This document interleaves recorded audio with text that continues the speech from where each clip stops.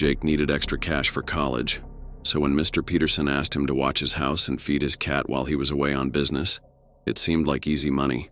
3 nights, just him and a cat named Shadow in a quiet suburban home. What could go wrong?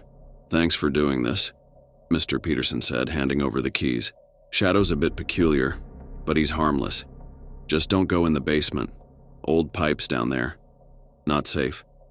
And whatever you hear at night, ignore it. Old houses make strange noises." Jake thought that was an odd thing to say, but the money was good. $300 for 3 nights. Besides, he'd pet sat dozens of times before. The first day went smoothly. Shadow was nowhere to be seen, but that wasn't unusual for cats. Jake found the food bowl empty each time he checked, so the cat was clearly eating. But that first night, things got weird. "Here, kitty," Jake called out before bed, rattling the treat bag. No response. Then he heard it, a sound from upstairs that made his skin crawl. It was like someone dragging their nails across a wooden floor, followed by a low, rumbling sound that no cat should be able to make. Jake tried to laugh it off. "Just a weird cat," he muttered, but he made sure his bedroom door was locked before going to sleep.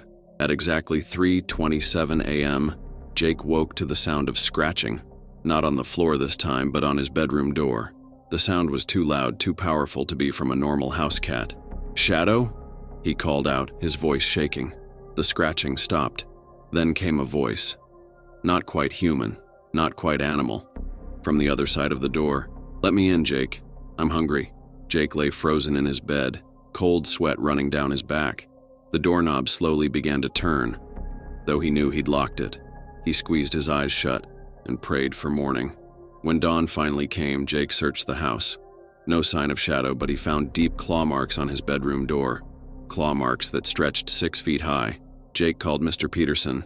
"Hey, is Shadow a normal cat?" There was a long pause. "What do you mean by normal? Is he actually a cat? Because last night..." "Jake," Mr. Peterson interrupted, his voice deadly serious. "Whatever you do, don't let Shadow into your room at night. And don't under any circumstances go into the basement. I'll be home tomorrow morning." That second night, Jake barricaded his bedroom door with a dresser. The scratching started again at exactly 3:27 a.m., but this time it was accompanied by a new sound. Crying. It sounded like a child sobbing. "Please let me in, Jake," the voice whimpered. "I'm so hungry. So very hungry." Jake covered his ears with his pillow, trying to drown out the sounds. But he couldn't block out what came next. The slow, heavy footsteps of something large walking away from his door and down the stairs, toward the basement. The crying turned into laughter. Deep, guttural laughter that echoed through the house. Then came the screams. Jake didn't sleep at all that night. When Mr. Peterson returned the next morning, Jake was sitting on the front porch, pale and shaking. "You went in the basement, didn't you?" Mr. Peterson asked quietly. Jake shook his head. "No, but what's really down there? What is Shadow?" Mr. Peterson sighed. "It's better you don't know. Here's your money, plus a little extra for your trouble. But Jake, don't tell anyone what happened here. And don't ever pet sit again." Jake later discovered that 3 other pet sitters had gone missing from that house over the past decade. Their cars were found in the driveway, but they had vanished without a trace. Police reports mentioned strange claw marks and the lingering smell of decay in the basement, but no bodies were ever found.